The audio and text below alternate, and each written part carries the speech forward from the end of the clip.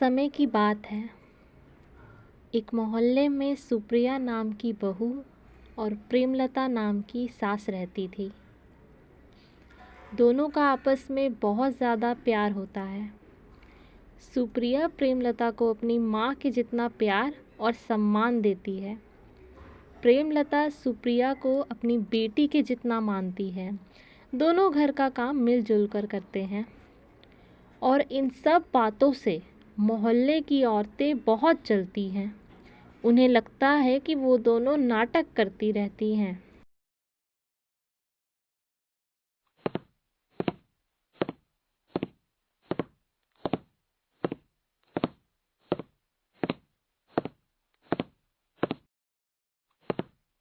माँ जी, आज खाने में क्या बनाऊँ मैं?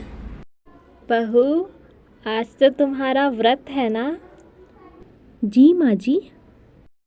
बेटा तुम रहने दो, तुम आराम करो, मैं खाना बना लेती हूँ।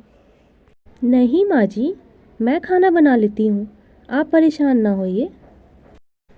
नहीं बेटा, तुम आराम करो, मैं इतनी बूढ़ी नहीं हुई हूँ, अभी भी मुझ में बहुत ताकत है। मेरे रहते मेरी बेटी काम नहीं करेगी। माँ जी, आप नहीं मानेंगी ना? ठीक है, पर अब खाना बनाने के अलावा और कोई भी काम नहीं करेंगी, बोलिए। अरे हाँ मेरी माँ, कोई काम नहीं करूँगी, खुश।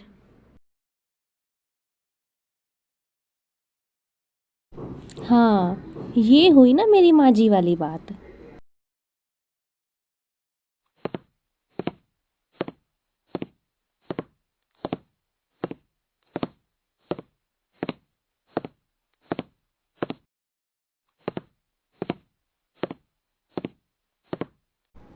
शाम को पूजा के लिए मोहल्ले की औरतें मंदिर में इकट्ठा होती हैं।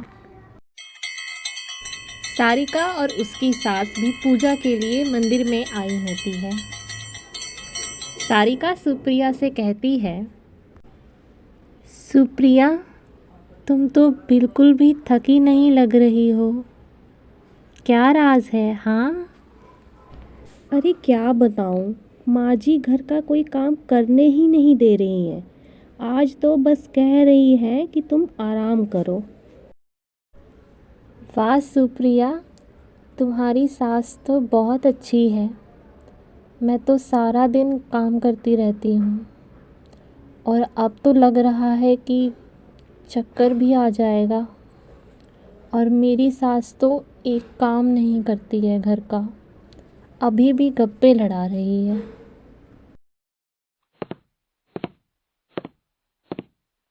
यहीं खड़ी मेनका दोनों की बात सुनती है और सुप्रिया के जाने के बाद कहती है, किसी की सास इतनी अच्छी नहीं होती है, ये सब हमें दिखाने के लिए है। हो भी सकता है। और फिर वहाँ सारिका की सास शोभा आ जाती है।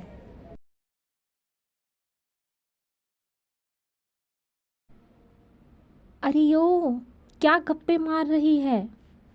पूजा करने आई है या पंचायती? इधर आ। सारिका डर के मारे वहाँ से चली जाती है।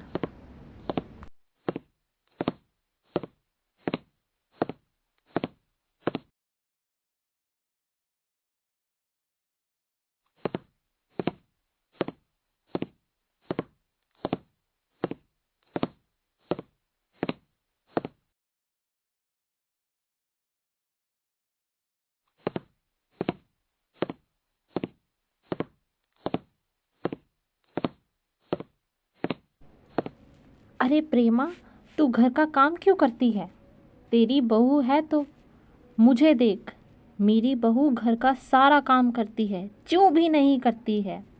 मजाल है मुझे बोल दे, और तू बहू के रहते घर का काम करती है। लगता है तेरी बहू ने तुझ पर कोई जादू किया है। अरे तू ये क्या कह रही है मेरी बेटी के बारे में? घर का काम करने से कोई छोटा नहीं हो जाता। मैं और मेरी बहू दोनों मिलकर घर का काम कर लेते हैं और वैसे भी बहू तो मुझे ज़्यादा काम करने कहाँ देती है। आज भी ज़बरदस्ती खाना बनाया है और उसका व्रत भी था। मैं तो कहती हूँ कि तू भी अपनी बहू की मदद कर दिया कर, कम से कम आज तो कर देती। अगर घर के काम मुझे ही करने होते तो बहू क्यों ब्याह कर लेके आती। जिस दिन मैंने घर का काम किया ना, मेरा बेटा बहू को धक्के मार के घर से बाहर निकाल देगा। मेरा बेटा बहू के प्यार में अंधा तो नहीं है।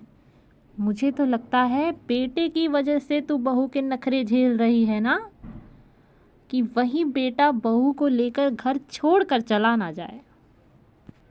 यही बात है ना, बोल। देख, बहू बेटे में प्यार होना अच्छी बात है। आखिर उन लोगों ने पूरी ज़िंदगी साथ में काटनी है। और रही बात घर छोड़कर जाने की, तो मेरा बेटा बहुत अच्छा है और मेरी बहू भी, दोनों मुझसे बहुत प्यार करते हैं। हम साथ में बहुत सुख से हैं।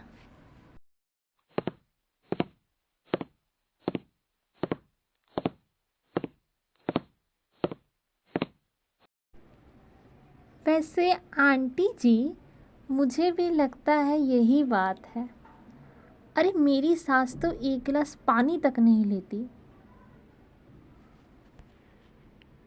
मैं तो अपनी सास के आगे आंख तक नहीं उठाती हूँ।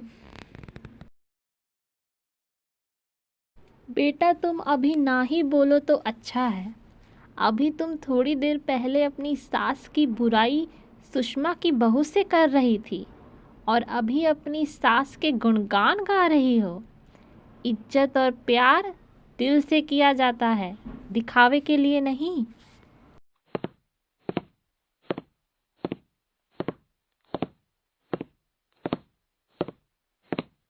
मेनका शर्मिंदा हो जाती है।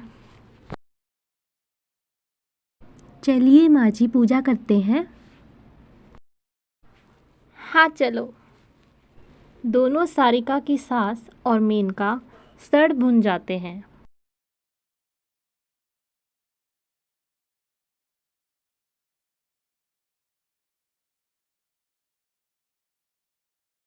और पूजा के बाद सारिका बेहोश हो जाती है।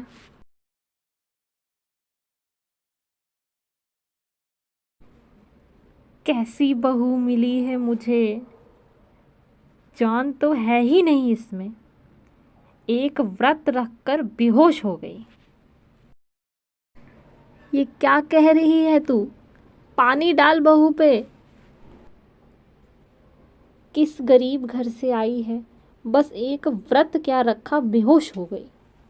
माफ कर दीजिए माँ जी। कहा था मैंने बहू की मदद कर दिया कर, पर तू तो नहीं। मैं तेरी तरह नहीं हूँ कि अपनी बहू की गुलामी करूँ। तू डरती होगी अपनी बहू से, मैं नहीं। सभी वहाँ से चले जाते हैं। ऐसा ही बर्ताव सारिका की सास का रहता है।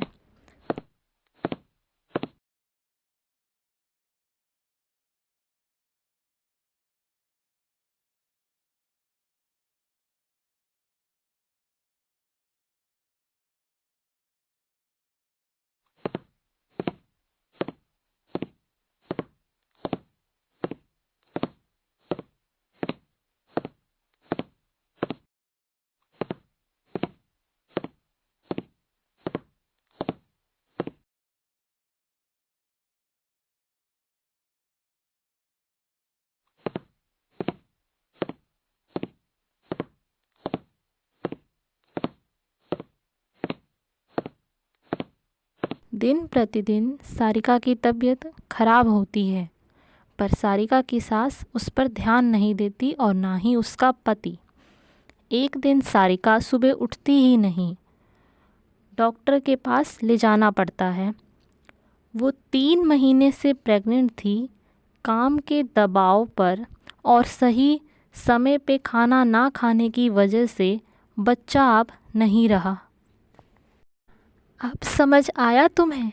एक मशीन की तरह बहू से काम करवाती रहती थी तू। बीमार पड़ने पर भी उस पर ध्यान नहीं देती थी और ना ही डॉक्टर के पास लेकर जाती थी। देखा नतीजा? तुम्हारे घर में आने वाली नन्ही सी जान इस दुनिया में आने से पहले ही चली गई। सारिका की सास को बहुत अफसोस होता है और वो सारिका से माफ़ी मांगती है और कहती है,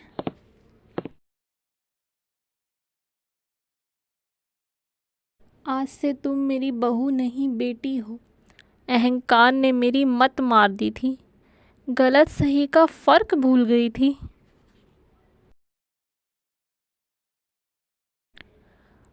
दूसरों के सुख को देखकर जलना नहीं चाहिए, बल्कि ये सीखना चाहिए कि उनकी खुशी का कारण क्या है। बहू बेटी का ही रूप होती है। घर के काम मिलजुल कर करना चाहिए। इंसान को इंसान समझे, मशीन नहीं।